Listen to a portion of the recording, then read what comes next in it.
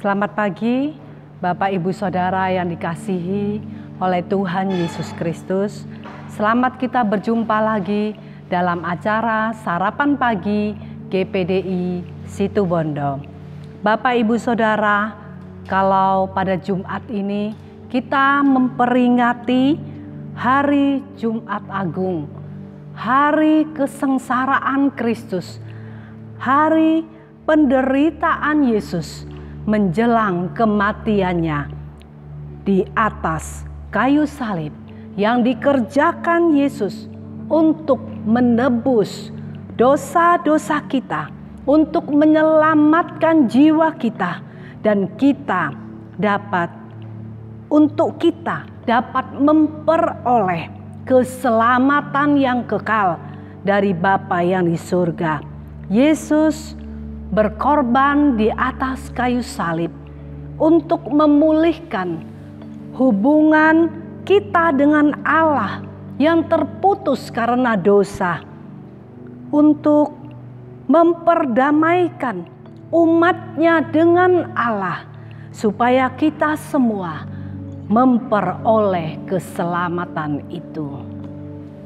Kita semua tahu bagaimana cerita saat Yesus mati di atas kayu salib. Ada kejadian-kejadian yang menggemparkan. Ada keajaiban-keajaiban yang terjadi yang membuktikan bahwa Yesus sungguh anak Allah. Saat Yesus disalibkan pada jam 9 pagi, 3 jam kemudian, dari jam 12 siang sampai jam 3 sore, kegelapan yang pekat menyelimuti seluruh daerah itu. Bukan seperti sekarang banyak penerangan-penerangan. Pada waktu itu tidak ada penerangan. Jadi kita dapat bayangkan bagaimana gelapnya saat itu. Cerita ini terdapat di dalam Matius 27 ayat 44 sampai 55. Pada saat jam 3 sore, Yesus mengalami satu keadaan yang paling menderita, paling mencekam dirinya, sampai ia berseru dengan suara nyaring, "Eli, Eli, lama sabachthani," yang berarti, "Allahku, Allahku, mengapa engkau meninggalkan aku?" Waktu itu Yesus sebagai manusia biasa, dia merasakan keadaan yang betul-betul mencekam, dan ia berseru lagi dengan suara yang nyaring, dan dia menghembuskan nafasnya yang terakhir. Saat dia menghembuskan nafasnya, ada peristiwa besar yang terjadi. Kita baca saja di dalam Matius 27 ayat 51.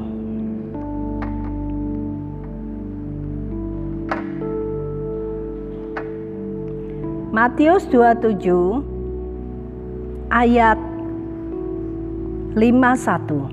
"Dan lihatlah, tabir bait suci terbelah dua dari atas sampai ke bawah, dan terjadilah gempa bumi, dan bukit-bukit batu terbelah." Diceritakan di sana tabir, tirai bait suci terbelah menjadi dua dari atas sampai bawah. Dan kemudian terjadi gempa bumi yang dahsyat, dan bukit-bukit batu terbelah. Pada ayat 54 dikatakan, kepala pasukan dan prajurit-prajuritnya yang menjaga Yesus menjadi sangat takut ketika mereka melihat gempa bumi dan apa yang telah terjadi. Lalu berkata, sungguh ia ini adalah Anak Allah. Dikatakan tadi, kepala pasukan dan para prajurit yang ada di sana waktu itu menjadi sangat ketakutan karena peristiwa gempa bumi yang dahsyat.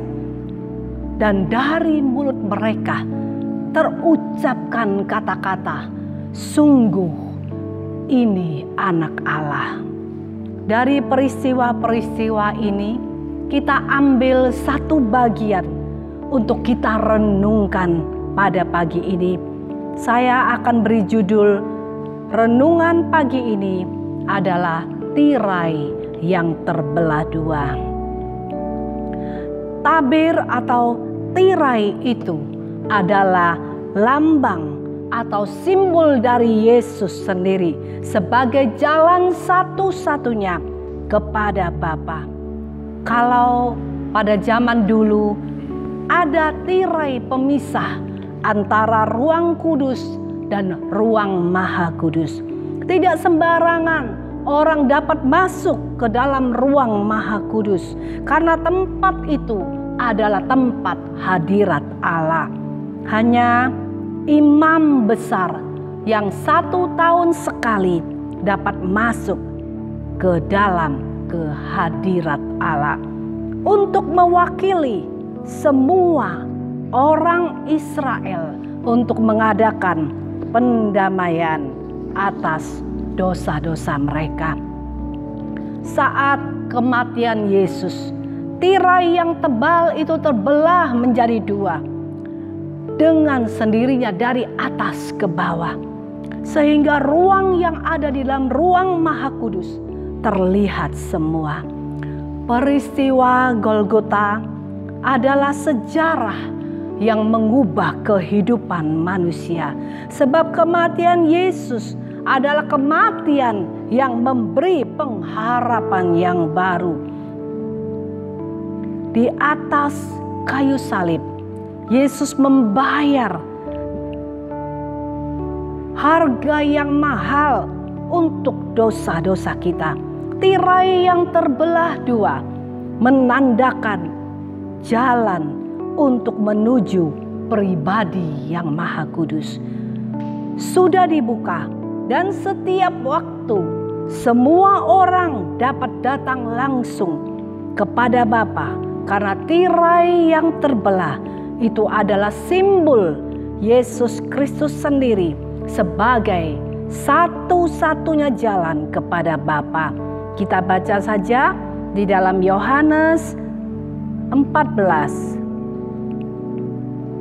ayat 6. Yohanes 14 ayat 6, kata Yesus kepadanya, "Akulah jalan dan kebenaran dan hidup. Tidak ada seorang pun yang datang kepada Bapa kalau tidak melalui aku." Karena hanya lewat Yesus saja kita dapat berhubungan lagi dengan Bapa. Karena Yesus adalah imam besar agung kita. Dia adalah perantara kita dengan Bapa yang di surga. Kematian Yesus adalah kematian yang menyelamatkan jiwa kita. Kematian Yesus adalah kematian yang memberi kita kesembuhan. Kematian Yesus juga yang memulihkan hati kita yang terluka. Dan Yesus juga akan memberkati jalan hidup kita dan memberi kepada kita pengharapan yang baru. Kita baca dalam 2 Korintus 5 ayat 21.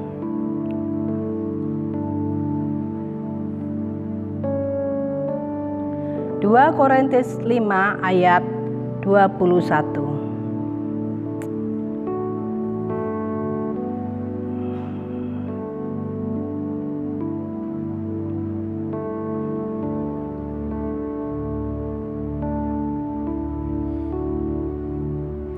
Dia yang tidak mengenal dosa telah dibuatnya menjadi dosa karena kita, supaya dalam Dia kita dibenarkan. Amin. Supaya kita di dalam Yesus, kita dibenarkan oleh Allah untuk dibentuk menjadi ciptaan yang baru, yang mempunyai hubungan pribadi yang baik dengan Allah di dalam Kristus. Hubungan yang intim, hubungan yang erat dengan Tuhan akan memiliki kuasa untuk melawan dosa, untuk dapat mengontrol diri kita tetap mengarah pada Yesus. Dalam Yohanes 3 ayat 3. Yesus menjawab katanya, "Aku berkata kepadamu, sesungguhnya jika seorang tidak dilahirkan kembali, ia tidak dapat melihat kerajaan Allah." Tuhan katakan seseorang harus lahir baru untuk dapat melihat kerajaan Allah. Karena di dalam kerajaan Allah ada sukacita, damai sejahtera akan selalu melingkupi setiap umat Allah yang taat dan setia. Mari kita mau belajar bersama-sama dengan pengorbanan Yesus di atas kayu salib yang sudah membuka jalan untuk kita dapat berhubungan langsung dengan Allah Bapa, dengan cara kita mau tinggalkan cara hidup kita yang lama. Kita mau meninggalkan segala dosa-dosa kita di masa lalu. Kita mau lahir baru. Kita mau melayani Tuhan. Kita mau menyenangkan Tuhan. Dan kita mau menjadi berkat untuk orang lain. Sebagai ayat yang terakhir, kita baca di dalam Roma 6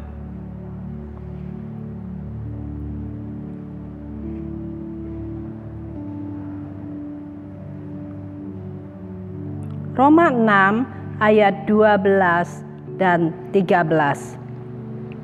Sebab itu, hendaklah dosa jangan berkuasa lagi di dalam tubuhmu yang fana, supaya kamu jangan lagi menuruti keinginannya. Dan janganlah kamu menyerahkan anggota-anggota tubuhmu kepada dosa untuk dipakai sebagai senjata kelaliman, tetapi serahkanlah dirimu kepada Allah sebagai orang-orang yang dahulu mati, tetapi yang sekarang hidup, dan serahkanlah anggota-anggota tubuhmu kepada Allah untuk menjadi senjata-senjata kebenaran. Puji Tuhan. Sampai di sini renungannya. Selamat pagi, selamat bekerja. Tuhan Yesus memberkati.